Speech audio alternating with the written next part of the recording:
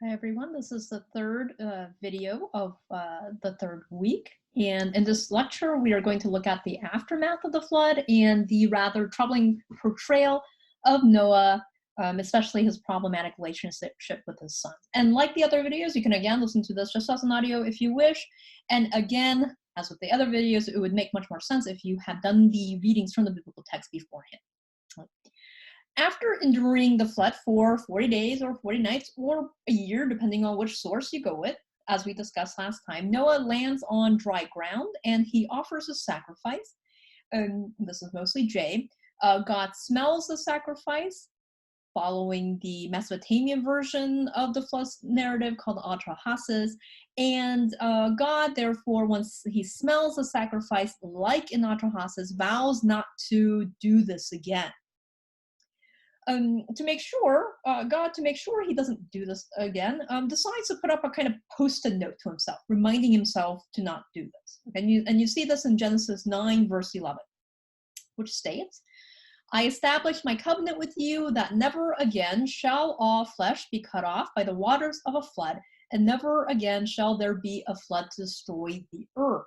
Now notice the big kind of caveat there. Notice that God promises that he will not use a flood to destroy the earth, but God does not say he's not going to use other means of destroying the earth. So, okay, all right. Going onwards, verse 12. God said, this is a sign of the covenant that I will make between me and you and every living creature that is with you for all future generations. I have set my bow in the clouds, and there shall be a sign of the covenant between me and the earth. When I bring clouds over the earth and the bow is seen in the clouds, I will remember my covenant that is between me and you and every living creature of all flesh, and the water shall never again become a flood to destroy all flesh. When the bow is in the clouds, I will see it and remember the everlasting covenant between God and every living creature of all flesh that is on the earth. Okay. This is called the Noahic covenant, and obviously, it is made between God. A covenant is a fancy word for an agreement or a legal contract. And of course, this is made between God and every living creature. Okay.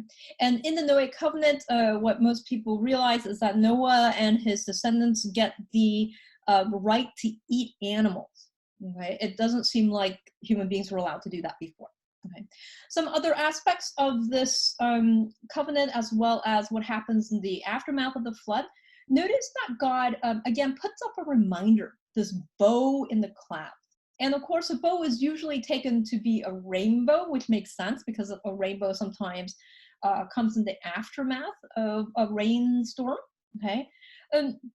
Now, a rainbow, which is in part what this is referring to, is a very pretty, genteel kind of, it's a very nice sign. Okay, maybe this is why it's so popular in children's Sunday school. However, remember that the Hebrew of the text does not necessarily say rainbow. Okay, the little word that is that this is a bow in the sky, and a bow is not as lovely as one may initially assume when we consider what it was actually used for, especially in the ancient world. Okay, remember that a bow is really a weapon. Okay, it's a tool that is used to kill things. Okay. Hence, God posting of the sign is akin to God flashing a gun to remind himself to check his murderous ways. Okay. Indeed, it is very difficult to know whether this sign is a reminder or a kind of threat. Okay. If the frightening image of God as a destroyer was not obvious enough in the story, God promises to never murder again with water by flashing his weapon. And if Noah and his family were not already traumatized enough, they certainly are now with this rather threatening gesture. And of course, it's no wonder that Noah and his family, we don't hear a peep out of them the entire time the flood is happening. Okay.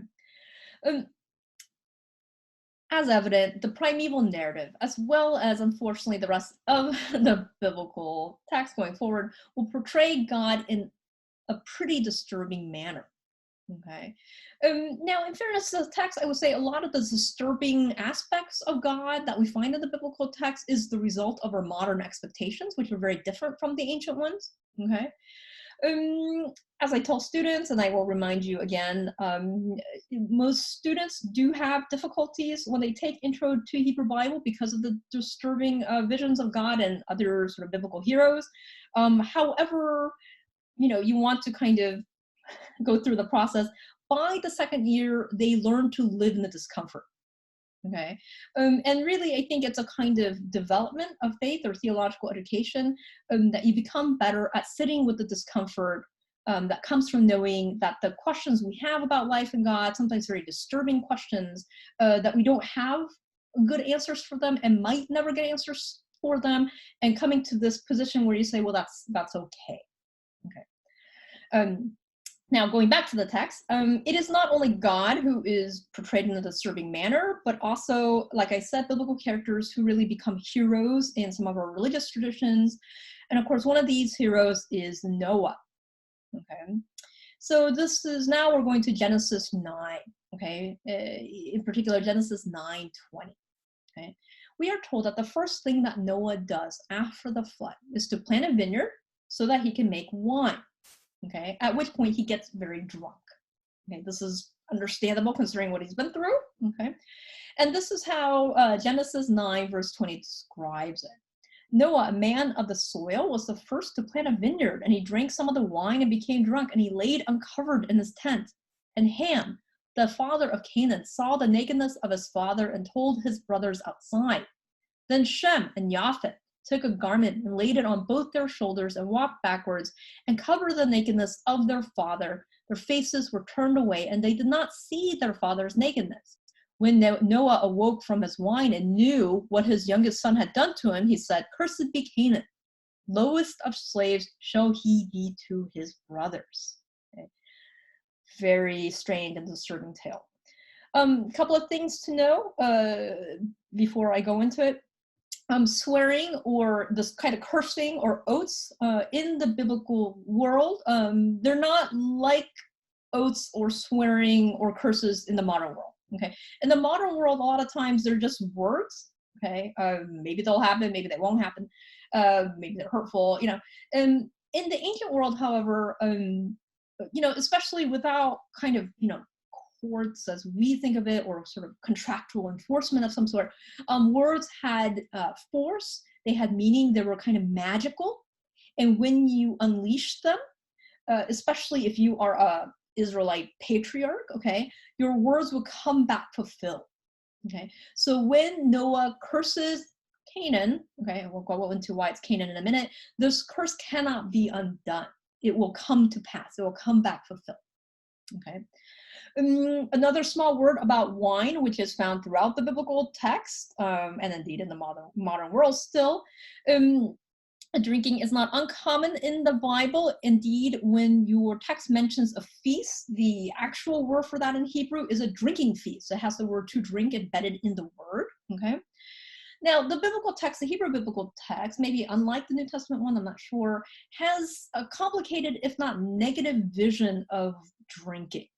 Okay, and the biblical writer will link drinking, especially becoming drunk, but maybe drinking and wine itself almost, to some kind of sexual perversion or sexual offense of some sort. And the writer will do that here as well, as I will explain shortly. Okay, and that is if you drink too much or getting drunk, and sometimes wine was seen as something bad, or something that will result in bad judgment, which will lead to some kind of sexual thing gone awry.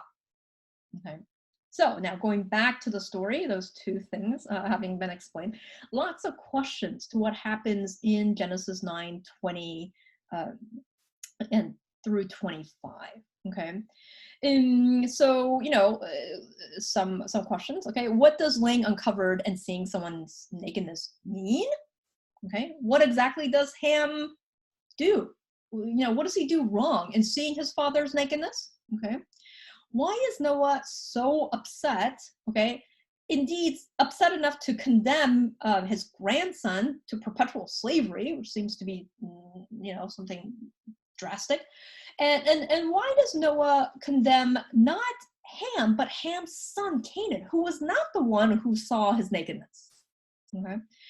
Um, and there's various explanations, okay, but I will tell you, there's not one explanation that really makes good sense of the story as a whole. Okay, but I'll tell you some of the explanations.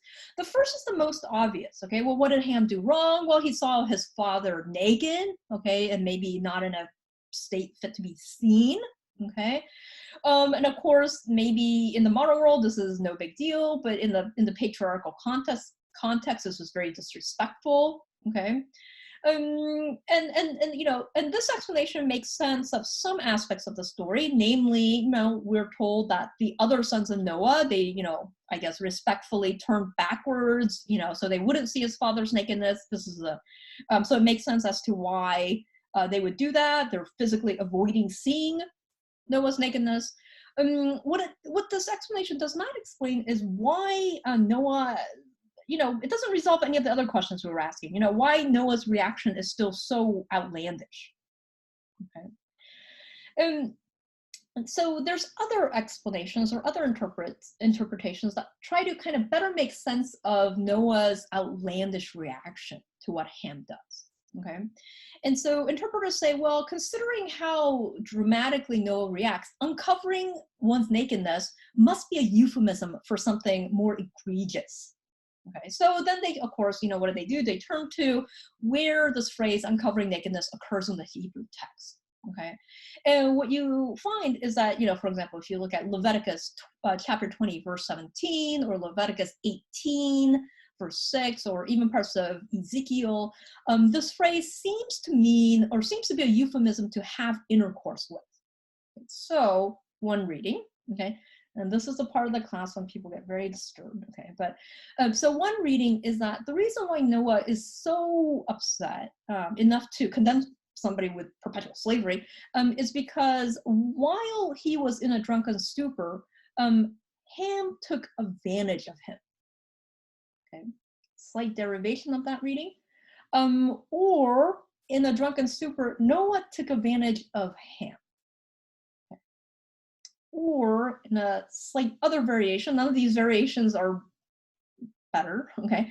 Using other texts like Leviticus 20, verse 11, where the nakedness of the man can refer to that of his wife. Other interpreters say, well, the crime here is that Ham had illegal sexual relationship with his mother. Okay. Now, there are pro and cons to these explanations. Okay, the pro is that these explanations, though disturbing, makes much more sense of why Noah has such an oversized reaction to what Ham does.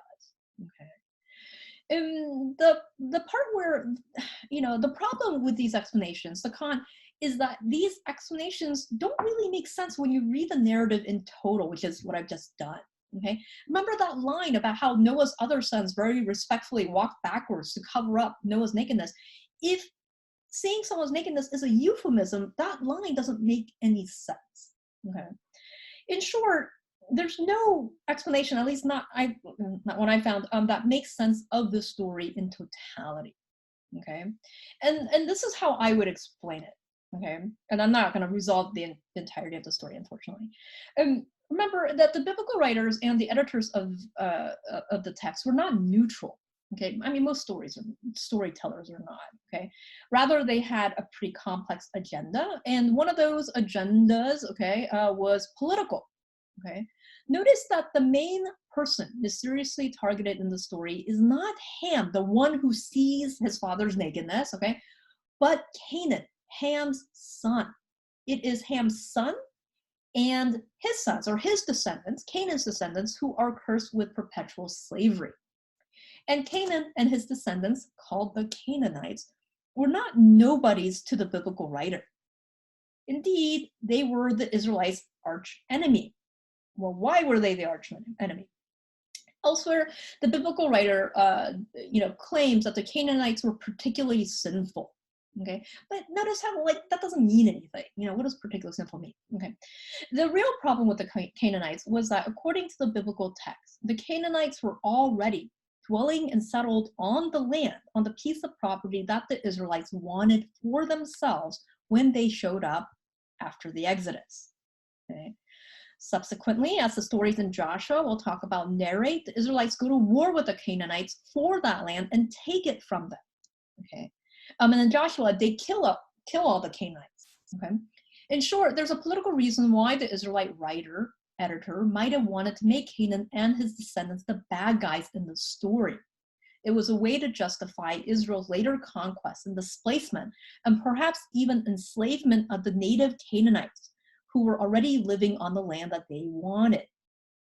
Considering this rather unsavory history, it's of course fitting, though no less disturbing, that this story of the Curse of Canaan would be later used to justify the enslavement of African Americans in the United States. Though the history of the interpretation of this story is very complex, especially in the US, and if you would like sort of longer monographs that talk about this, please email me. This misinterpretation, and it's a deliberate misinterpretation, stems in part from the genealogical lists in Genesis 10 that follow the story. Okay, and in this genealogical list, Ham's descendants, namely Cush and Egypt. Okay, and Egypt, you have to remember, it was not Egypt that we know of today. Egypt also encompassed parts of Sudan. Okay, Ham's descendants are said to encompass lands and nations that are located in Africa. Okay, indeed, Ham means dark or sunburnt. Okay, so or to be warm. Ham. Okay, now okay. Notice this a caveat. Cush and Egypt were both countries located in Africa that were highly respected and indeed feared by the biblical authors. They're very good warriors. Okay, and though they were of course descended from Ham.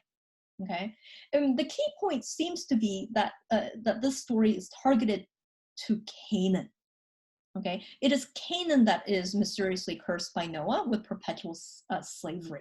Okay, and so notice what happens in the history of interpretations. The curse of Noah, deliberately misinterpreted to uphold an ethical institution. It kind of continues this kind of lingering curse of Noah's curse. Okay, in so doing, what this misinterpretation shows is the power of the biblical text. Okay, a power that can be used for good or evil to either uphold and justify sort of good institutions as well as bad institutions like slavery and colonialism. Okay, and hopefully in the classes going forward, I can talk more about some of the ramifications of good and bad interpretations.